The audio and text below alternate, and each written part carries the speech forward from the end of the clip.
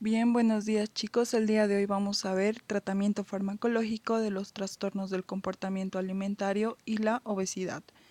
Como sabemos, estas patologías son muy importantes y han tomado bastante prevalencia en la actualidad y nosotros la vamos a dividir en dos partes. La primera parte que consiste en anorexia nerviosa y bulimia nerviosa, que la veremos ahora, y la segunda parte que consiste en obesidad, que la veremos en la siguiente clase. Bien, iniciando con estas, es importante mencionar que estas son patologías complejas que se caracterizan por un déficit o exceso de alimentos.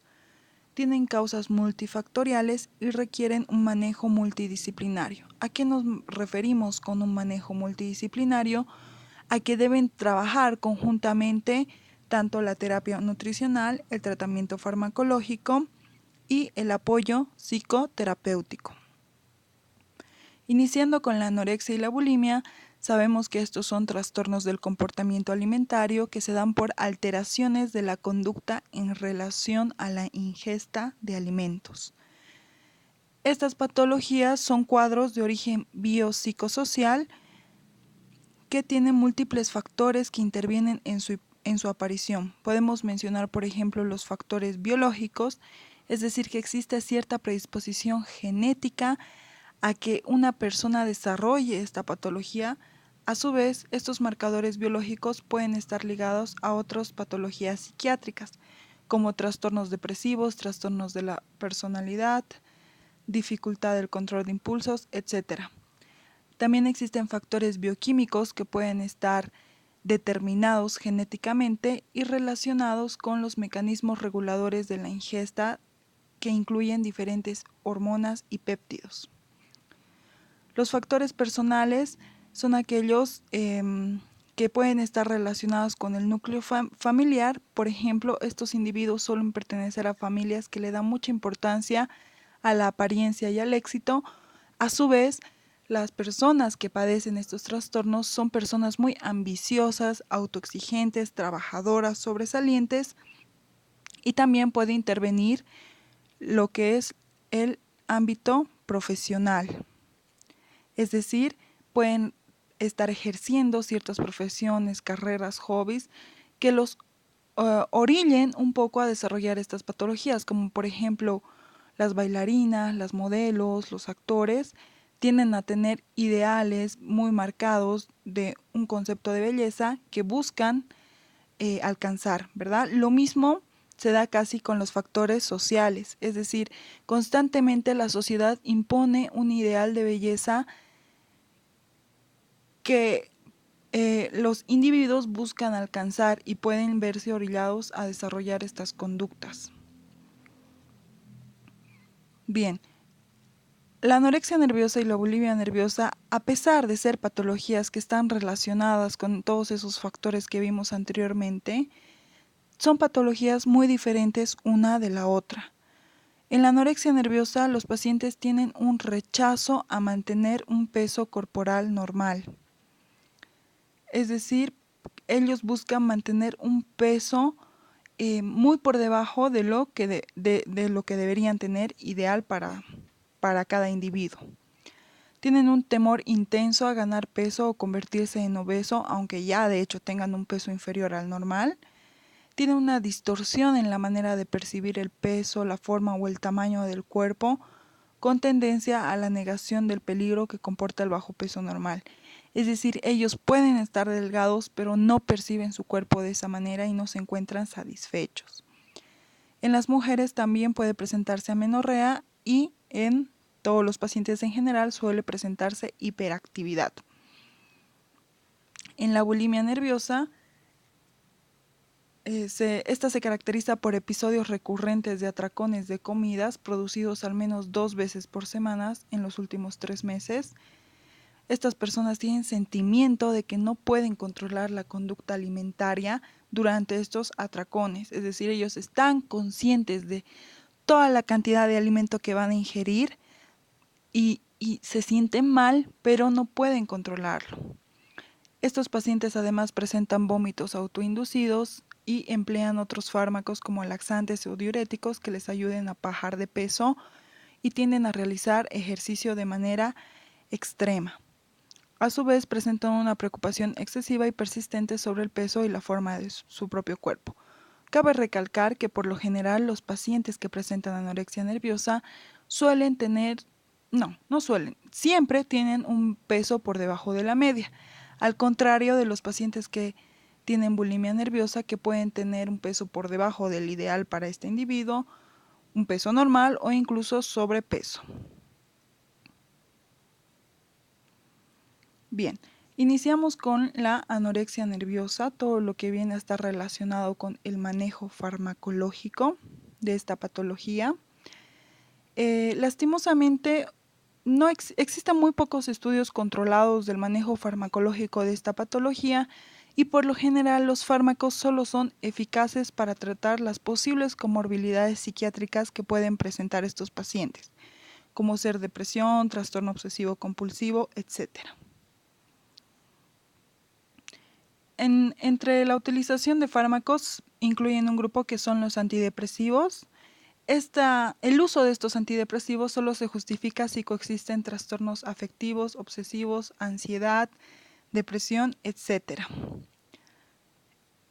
Existen varios grupos de antidepresivos. Ahí tenemos en el cuadro, podemos ver los antidepresivos tricíclicos. Como ejemplos tenemos la clomipramina, amitriptilina, los antidepresivos tetracíclicos como la amianserina, maprotilina, inhibidores de la IMAO como la fenelcina y los antidepresivos serotoninérgicos como la fluoxetina o la paroxetina.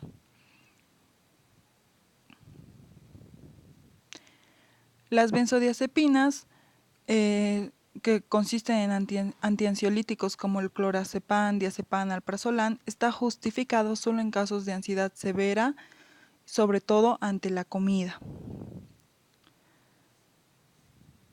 Los neurolépticos, también conocidos como antipsicóticos, son fármacos que no se recomiendan tanto según las guías americanas como una monoterapia o un tratamiento de inicio en pacientes con anorexia nerviosa.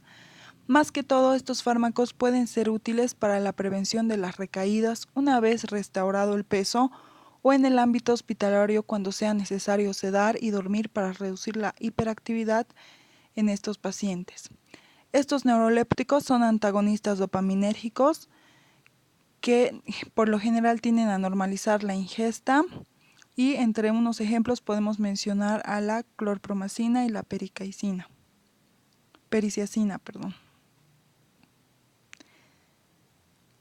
Bien, ahora vamos a ver los fármacos o la terapia farmacológica que se puede ver en los casos de bulimia nerviosa.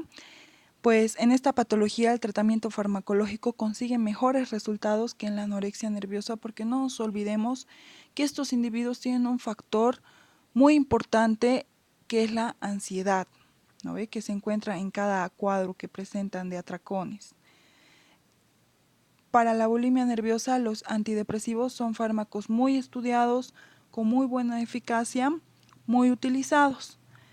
Estos fármacos, aparte de mejorar el ánimo depresivo, la ansia por carbohidratos, el número de atracones, también mejora la pérdida de control de impulsos en otras esferas, que es como por ejemplo cleptomanía, consumo de tóxicos, promiscuidad, que estos pacientes también tienden a tener estas orientaciones. Están principalmente recomendados los inhibidores de la recaptación de serotonina, como ser la fluoxetina.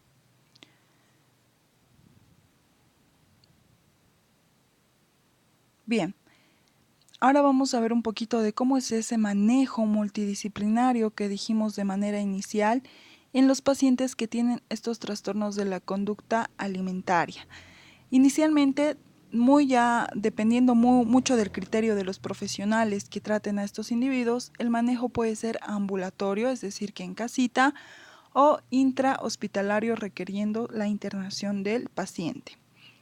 El tratamiento ambulatorio para la anorexia consiste principalmente en un registro diario de la ingesta. Además, debe registrarse también el uso de laxantes y diuréticos.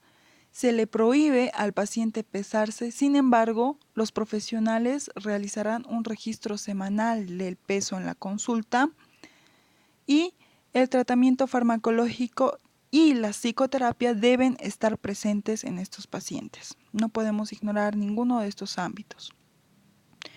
En caso de la bulimia nerviosa, se indica registrar la pérdida de control, los atracones que tienen estos pacientes y los vómitos que presentan.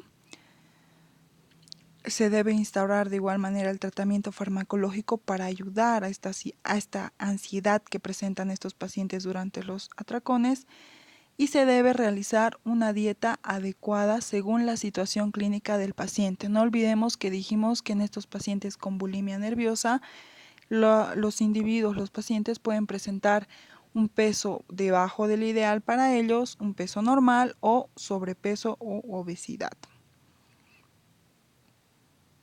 Bien, en caso del manejo intrahospitalario, por lo general estos son pacientes que se encuentran muy graves, ya no tienden a soportar la ingesta de alimentos por vía oral, tienen bastante rechazo a la misma y tienen un cuadro metabólico grave. De manera inicial, en estos pacientes se debe llevar a cabo la normalización del estado nutricional y del peso. En caso de desnutrición severa o rechazo de la alimentación normal, esta se puede instaurar bajo sonda nasogástrica con dietas de 1000 a 1500 calorías. El objetivo es ganar de 200 a 400 gramos al día. Posteriormente, en 10 a 12 días ya se debe ingerir una dieta preparada vía oral bajo estrecha vigilancia para evitar vómitos autoinducidos. Y también se recomienda el reposo postprandial para evitar este rechazo mismo a la alimentación por vía oral. La alimentación acompañada a todo esto debe ser racional. En ambas patologías, tanto a nivel ambulatorio como hospitalario, se deben realizar comidas programadas con una dieta equilibrada. A su vez, se deben manejar las complicaciones orgánicas que pueden existir en consecuencia de estas dos patologías. En la anorexia es muy frecuente la anemia, la hipoproteinemia, hipoglicemia, leucopenia, etc. Y en la bulimia más frecuentes son alteraciones electrolíticas, alcalosis, hipopotasemia. En casos severos en estos pacientes podemos encontrar hipoglicemia, nefropatías, pancreatitis, trastornos menstruales, alteraciones del esmalte dental, lesiones en el dorso de la mano, etc. Entonces, acá vemos qué tan importante es que el manejo de estos pacientes sea multidisciplinario, es decir, ninguno puede existir sin el otro y ninguno puede tener éxito sin el otro. Una terapia nutricional sin apoyo de una terapia psicoterapéutica y tratamiento farmacológico no puede tener éxito, al igual que solamente un tratamiento farmacológico o solamente la terapia psicoterapéutica. El papel del nutricionista es muy importante en estas patologías y debe considerar mucho los desequilibrios proteicos y electrolíticos al momento de realizar las dietas compensadas, que reequilibren el organismo y complementen los déficits existentes.